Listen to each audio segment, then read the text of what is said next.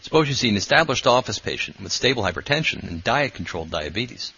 Blood pressure is perfectly controlled on lisinopril, and diabetes is stable with hemoglobin A1C less than 7. You make no changes and schedule a follow-up visit in 6 months with labs. How much is this encounter worth? This is the note for this encounter. It contains 69 words.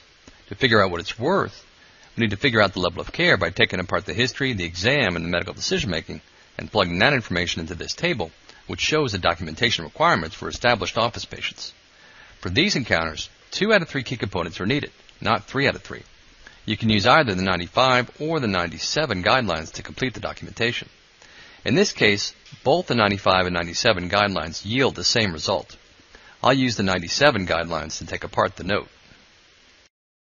Starting with the history, this is the table we use to figure out what level of history has been documented. First, we do have a valid chief complaint. Looking at the HPI, it says interval history. Patient is here for follow-up for hypertension and diet-controlled diabetes. Feels fine today. The 97 guidelines recognize 2 levels of HPI, brief versus extended, based on the HPI elements or the status of chronic or inactive problems. This interval history contains no HPI elements, and although it mentions hypertension and diabetes, it does not comment on the status of those problems. Therefore, we would get no credit for any level of HPI. The next step is to check the PFSH. Looking at the PFSH, no elements of past medical, family, or social history have been recorded. The next step is to check the ROS. Looking at the review of systems, it's clear that none of these systems have been reviewed, so we get no credit for the ROS. Looking at the entire history, we have no HPI, no PFSH, and no review of systems. Since all components are needed to qualify for any level of history, this means we're not qualified for any level of history whatsoever.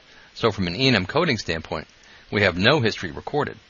The next step is to check the physical exam.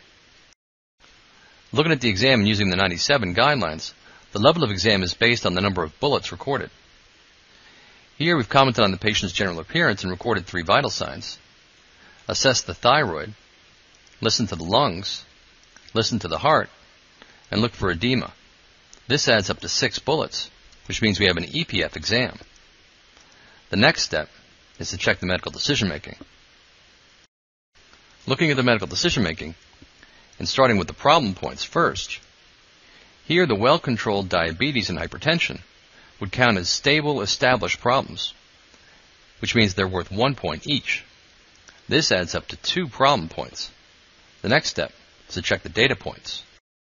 Looking at the data points, all we did here was review and/or order labs, which means we only get 1 data point. The next step is to check the risk. Looking at the risk, it might surprise you that the operative part of the risk table is the moderate risk section, because here we have 2 stable chronic illnesses, which means this encounter qualifies as being of moderate risk.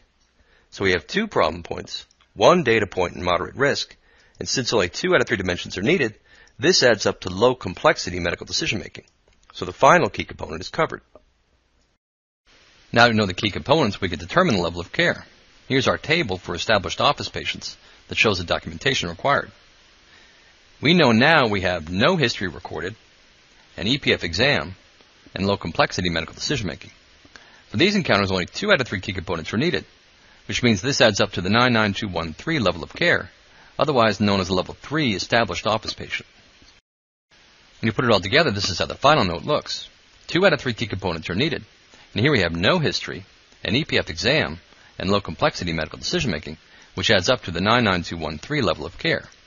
So here it took us 69 words to earn $68.97, which works out to $1 per word, which is very efficient documentation.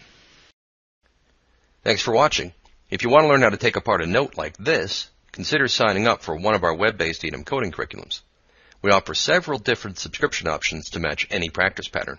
We also have a coder curriculum, which includes up to 33 AAPC CEUs for only $99. If you need E&M coding education from multiple providers, ask about an E&M compliance web portal, which provides trackable and verifiable E&M coding education for multiple doctors.